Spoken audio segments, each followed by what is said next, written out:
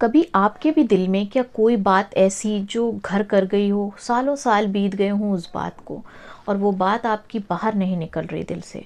चाहे वो किसी का धोखा हो पास्ट में, या फिर किसी ने आपकी इंसल्ट करी हो, कोई बैड बिहेवियर हो किसी का, या फिर आपकी खुद की अपनी कोई गलती जिसको आप भुला नहीं पा रहे हो कि मुझसे ऐसी गलती क्यों हुई, किस वजह से हुई। तो आज का हमारा टॉपिक है फॉरगिवनेस। फॉरगिवनेस, जब तक हम फॉरगिवनेस नहीं करते, जब तक हम हमारे अंदर से हीलिंग स्टार्ट ही नहीं हो सकती। हमको लगता है कि हम दूसरों से नाराज़ हैं, लेकिन ऐसा नहीं है। असल में हम खुद को बंद कर लेते हैं। तो चलिए सीखते हैं आज हम कि फॉरगिवनेस क्या होती है और किस तरीके से हम इसको कर सकते हैं। तो फॉरगिवनेस क्या है? फॉरगिवनेस का मतलब ये बिल्कुल भी नहीं है कि जो आपके साथ हुआ वो सही था। ऐसा नहीं है फॉरगिवनेस का मतलब।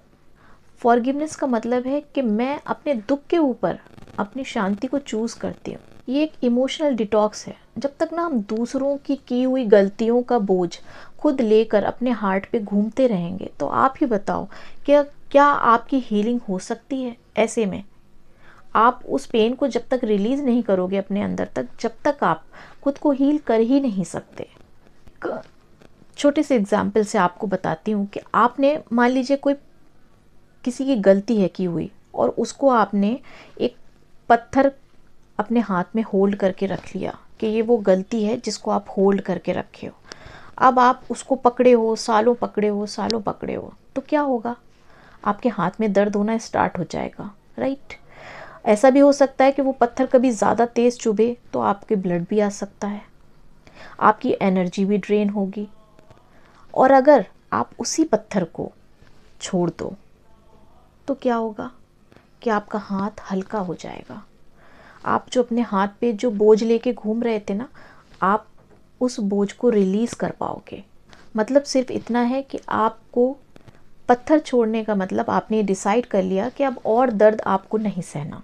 जब तक हम माफ़ नहीं करते, तब तक हम अपनी एनर्जी को क्या करते हैं? अपने पास्ट में बांध के रखते हैं। और जब तक हमारी एनर्जी पास्ट में बंधी हुई है, तो आपका प्रेजेंट और फ्यूचर दोनों ब्लॉक हो जाएगा, क्योंकि आपकी एनर्जी वहाँ अटक चुकी है आपके पास्ट में। तो जब तक आप अपनी उस एनर्जी को रिलीज़ नहीं करोगे, जब तक आपका प्रेजेंट और आपका फ्यूचर दोनों ही ख़राब होता रहेगा। इसको मैं एक छोटी सी स्टोरी से बताती हूँ कि एक लड़की रिया, उसके बेस्ट फ्रेंड ने उसको धोखा दिया। अब उसके बाद उसने उसको ये बोला कि वो उसको कभी भी माफ़ नहीं करेगी। लेकिन जब वो उसने ये सोचा, पर जब भी कभी उसकी बात आती, उसका नाम आता, या वो उसको कभी कहीं देख लेती, तो क्या होता? उसका मूड बहुत ख़राब हो जाता, उसका दिन ख़राब हो जाता। उसको फिर किसी से ना बात करना अच्छा लगता, ना किसी से बोलना अच्छा लगता। उसको अपने आप में चिड़चिड़ापन होने लगता। फिर उसको समझ में आया कि ये वो क्या कर रही है, ये वो उसको सज़ा दे रही है या अपने आप को पनिश कर रही है। जब उसको इस बात का रियलाइजेशन हुआ, तब उसने क्या करा? उसने उसको रिलीज़ कर दिया, उस पेन को। उसने कह दिया कि वो आज से उसके उसके दिए हुए सारे पेन को रिलीज़ कर रही है, वो इसे छोड़ रही है, पूरी तरीके से फॉरगिव कर रही है। और जब उसने उसको फॉरगिव कर दिया, तो क्या हुआ कि वो पहले से बेटर फील करने लग गई। उसकी एनर्जी शिफ्ट होती चली गई। क्या हुआ? फॉरगिवनेस से उसका दिल हल्का हो गया। जो पास्ट में अटका हुआ था, उसकी एनर्जी अटकी थी, वो उसने रिलीज़ कर दी। तो फॉरगिवनेस सबसे पहले तो आप ये समझो कि दूसरों के लिए नहीं है, फॉरगिवनेस अपनी खुद की हीलिंग के लिए है। अब आप में से कुछ लोग ये सोचेंगे कि माफ़ करना इतना आसान नहीं जितना आप बता रहे हो। तो मैं अब आपको कुछ स्टेप बताती हूँ कि सबसे पहले आपको क्या करना है। किसी को माफ़ करने के लिए सबसे पहले तो आपको एक्सेप्ट करना है।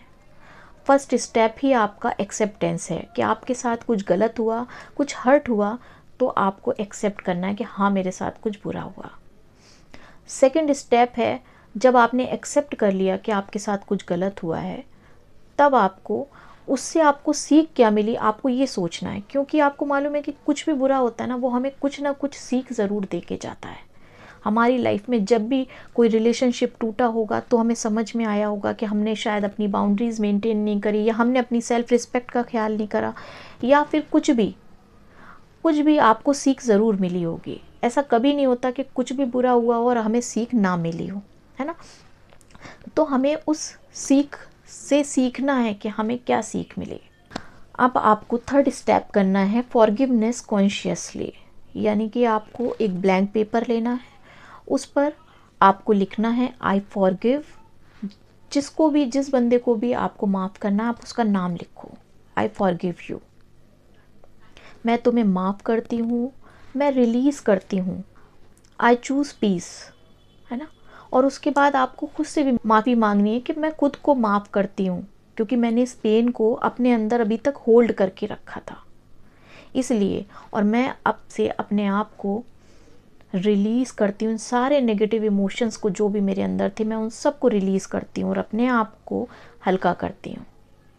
आपको ये पेपर पे लिखना है, उस बंदे का नाम लिखना है, और आपको अपने इमोशंस को दबाना नहीं है, एक्सप्रेस करना है। चाहे आप रोना आ रहा है आपको, आप रो लो, कुछ भी फील हो रहा है आपको लिखना है, आपको सब कुछ आप लिख डालो।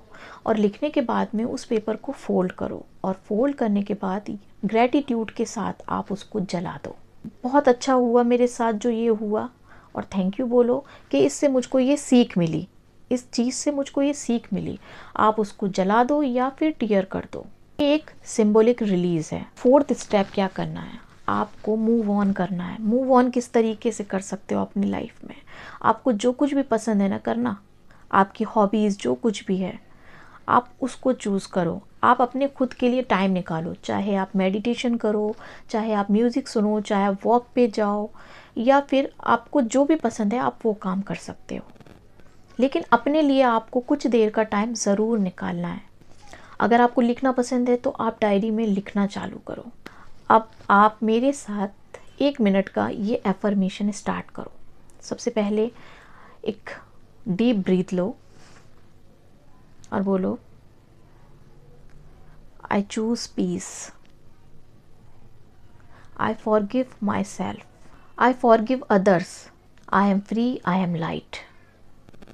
आपको इस तरीके के एफर्मेशंस डेली करने हैं जब तक आपकी एनर्जी शिफ्ट नहीं हो जाती।